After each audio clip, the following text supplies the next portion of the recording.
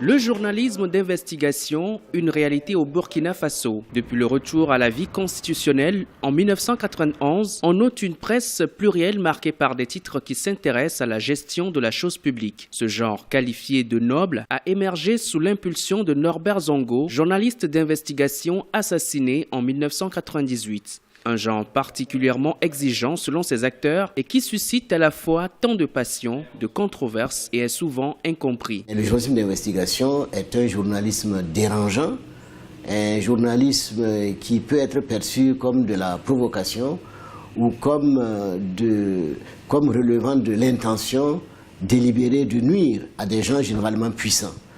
Parce que le domaine d'investigation porte généralement sur des crimes, sur des détournements, sur des trafics, sur la mauvaise gestion, la mauvaise gouvernance, etc.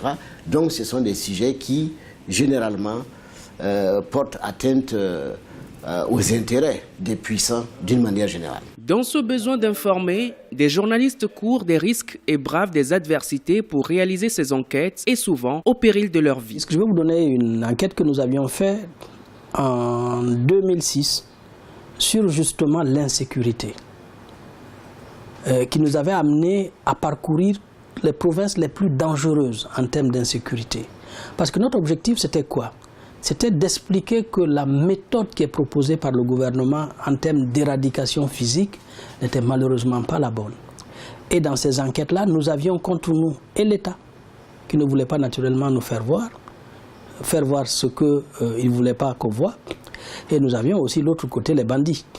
Donc c'est vraiment une des enquêtes les plus dangereuses que nous avions pu conduire, qui nous avait d'ailleurs valu un prix au niveau du prix Nathalie Lorenzo. Il faut rappeler qu'à ce jour, on dénombre au Burkina Faso 149 sociétés de radiodiffusion sonore et 28 sociétés de télévision. La presse écrite compte 70 titres quotidiens et périodiques de tous genres confondus et 13 médias en ligne.